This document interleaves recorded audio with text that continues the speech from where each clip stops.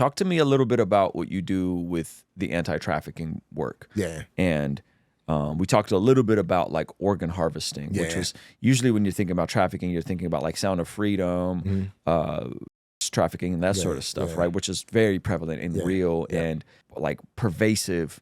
But you've been doing work in this world for a while. Yeah. Tell me a little bit about that. So I would say back in 2016, 2017, I had gotten out of the military, and interestingly, I got contacted by a couple different human trafficking nonprofits who came across my story, and they were just like, hey, you have an inspiring story. Can you come up to Sacramento was one place I went up to, or can you come up to LA, and another human trafficking nonprofit, and I would just like volunteer. Sometimes it was just like speaking at a banquet to help raise money. Sometimes it was like going where police officers are getting educated on the realities of human trafficking and how to spot out traffic victims and so on and so forth. And then eventually it eventually graduated into working with human trafficking nonprofits that employ former special operations guys to go into other places to rescue kids who are trapped in sex trafficking rings and to arrest Americans who travel to some of these countries to pay for with minors. A lot of people don't realize that America is one of the biggest driving forces for human trafficking. Americans consume the majority of a good chunk of porno content that was created with traffic victims. So we're the driver of it, you know? And so when I got to learn it and get involved and go down to South America, that's when, you know, my passion for it grew. And then fast forward to... what happened in South America? So there was one place we went to, and we were in a particular slum where the parents would sell their daughters to traffickers. And our specific mission in this slum was to educate their parents as to what's going on with their daughters after they sell them to these traffickers. Because what the daughters would do is they would, you know, what the parents would do, they would sell their daughters, and the traffickers would then take them to another part of this country where Westerners would come and pay for with these little girls. And so that was one of the most eye-opening trips I went on, because I was a parent at the time. And it's just like, how could you do this to your child? And I got to learn that, you know, one of the reasons, but the main reason was poverty. And that's the common thread throughout most human trafficking cases is poverty and desperation, whether it's either poverty on the side of the victim or whether it's poverty on the side of the trafficker that's trying to make money. And so they're going to go get a victim to sell them, right? And so there's a very fine link between poverty and trafficking, and traffickers prey on people from very poverty-stricken areas, you know, for the most part. A lot of traffickers they're not going to Beverly Hills, or they're not going to, you know, the finest part of the UK or the finest part of Brazil and finding these people. They go into very impoverished areas, and they're pulling people, kids, in most cases, who nobody notice if they disappear.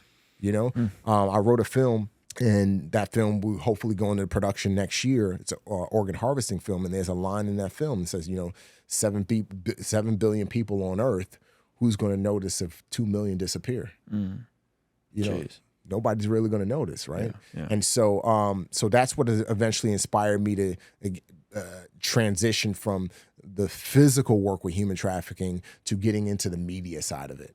And telling stories that will essentially open up the minds. Because, you know, one thing, you know, I said this last time I was on your podcast, one thing that I had learned was that, you know, I can go on 1 million operations and kick down 1 million doors and rescue like however many kids.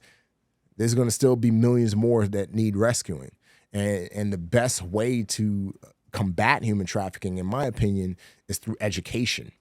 And educating the masses. There was a cartoon that we watched when we were growing up, and it was called G.I. Joe, and it was a saying that knowing is half the battle, right? And so that's when as I began to realize this and learn how intricate these human trafficking rings are, and how lucrative they are, and how well run they are. That's when I was like, okay, we need a lot more people engaged. And most people won't read books about human trafficking. They won't read newspaper articles about it, but they will watch a film. And so that's when I decided to kind of merge my filmmaking career with my human trafficking work and create a film. And I created a film called The Unexpected, which is on YouTube now. And that film is, you know, based on a true story about a girl who was trafficked from one part of the world to another part of the world, specifically for her heart.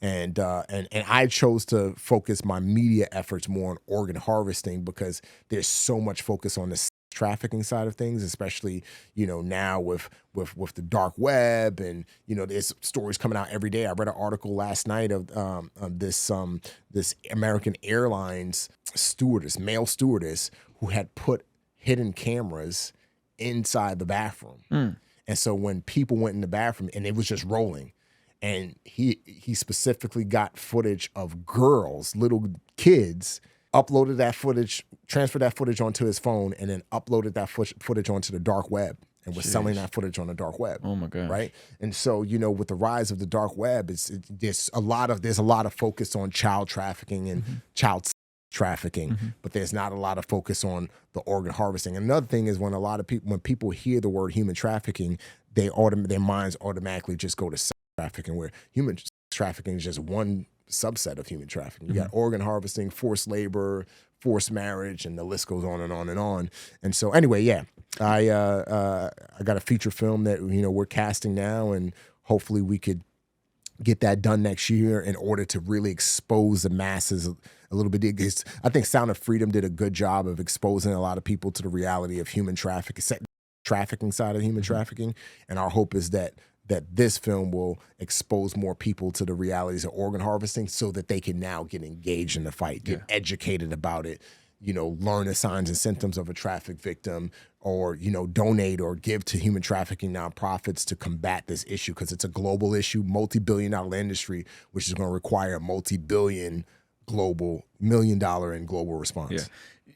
The lore in San Diego is like, be careful when you're going it's big. to Tijuana, because you might wake up in a bathtub covered in ice and a kidney missing, right? Like that's kind of like the kind of stuff they say. But the stuff you're talking about a girl's heart. Yes. So more often than not, when it comes to organ harvesting, are they just getting something out and discarding and letting the person die, or so how does that work? So there's three facets to it. You have the willing victim, right? So in places like Egypt, which was considered the organ harvesting capital of the world a number of years ago, you get a lot of witting participants, right? So essentially what traffickers do is, you know, they find somebody that needs a kidney specifically, and then there are a lot of migrants from different parts of Africa try to get to Egypt so they can get to, you know,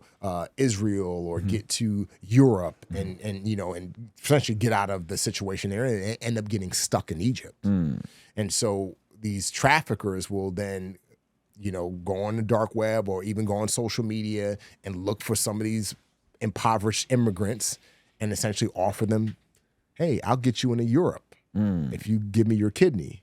Jeez. Or I'll give you $1,000. You know, I'm just throwing out a random number. If you give me a kidney.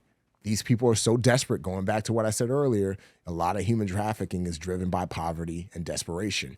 These people are so desperate, they end up giving up their kidney to that's a case of a winning example. And they usually survive that. They survive. They go to surgery. The surgery and the procedure is sanitary enough and everything is up to par where they can lose a kidney, put it into someone else, and they'll be fine. There was one of these rings that was busted in Egypt. I want to say like around 2013, 2014, and the majority of the 70 people that were arrested were doctors and nurses. Jeez. Right? So these are people who are educated to perform surgery, right? And do it the right way. And the person on the other side of that is just someone that's wealthy and they're not going to go through the right line to get the right kidney in their own state. And then they'll just go to Egypt and get, and not necessarily people who are wealthy, people who just have enough money to get to pay enough money to get to pay it to get a kidney. Yeah. You know, every year I think it's something like 4,000 or 6,000 people every year die on the kidney transplant waiting list every year.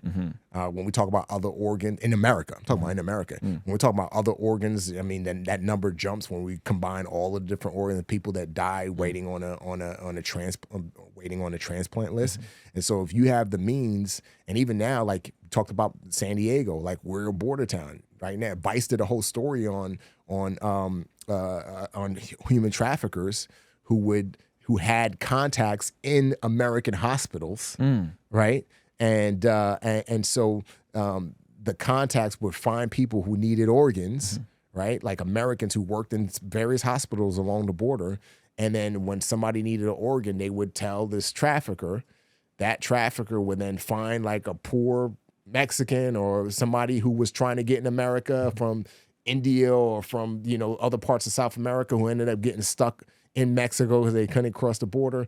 Find them, whether it was a kidney or whatever, they would get them to sell that kidney for some money, and then that surgery would be performed down in Mexico. Wow. Right. So that's that. Again, that's a winning. But then you also have like the bait and switch, you know, where you have people who are, you know, there was a story out of India where a woman was told, hey, come up to this particular part of India. She was from a low caste system. She went up to that particular part of India, and she was told she was going to get a cleaning job. And she had to go get a medical checkup first. She went to go get the medical checkup. After she got undressed, the nurse left. The nurse told her to get undressed. The nurse left the room. She got undressed. She overheard the nurse saying that this is the girl that's going to give these organs, and they were going to take those organs. She ran out of the clinic, went and alerted the authorities. Authorities came, raided the clinic, found out that that small little clinic was an organ harvesting ring that had been operating for years, multi-million-dollar organ harvesting ring. Wow. So that's the bait and switch. But then you also have the people who just flat out get killed. And there's a story recently of this lady who found this guy online, dating website. I can't remember if she was from Mexico or America. And she ended up in Colombia, I believe, or Peru. Went to Peru and she never came back home. Her carcass washed up on the beach. You know, a couple weeks later, or her organs were gone. The guy got caught because he was selling her organs on TikTok or some social media website, on a black web or something like that. And so, you know, there's different cases. So my short film focuses on people who are, you know, not winning. These are people who are abducted and their organs are taken and sold on a black market, and they're killed essentially. How common is this? Like, how often is this happening every year? Well, it's hard to really to come up with that answer, because a lot of these cases, they're not even cases, right? Because nobody knows that they're happening. We do know, like, the estimates is it's a multi-billion-dollar industry. Jeez. But as far as like how many cases and where and when, it's not like, you know, it's not like drug dealing. You know what I mean? Where you know, where you could kind of guesstimate how many drugs are crossing the border, you know, based off of how many drugs are found, and then kind of do the math that way, or how many crimes are committed in New York City, how many robberies, and then kind of figure it out that way. It's so under the radar that it's hard to really quantify, you know, how many people this is happening to. But with the number of stories that are coming out, not just in America, but across the world, you know, we're able to kind of get a good idea, especially when some of these organ harvesting rings are busted and they're able to find out how much people were paying for specific organs. Because now, you know, we know that a clean heart, bidding for a clean heart or lung starts around $120,000, $150,000 roughly. That's where bidding starts. And then down to, you know, a cornea of the eyes, you know, bidding starts at $20,000. So, I mean, there are ranges. And those numbers were found out, specifically because certain organ harvesting rings were busted, and they were able to see the transactions and all that. All right, let me know what you think about that in the comments section. And it would be remiss of me to not tell you about our biggest sale of the year, our Father's Day sale happening right now. You can get our brand new Bless God Prayer Journal at the cheapest price it's ever been, as well as some pretty fire priest, provider, protector launch that's perfect for the husband, the father, or the mentor in your life. So go to blessgod.shop and pick up something right now. All right, I'll see you over there. Peace.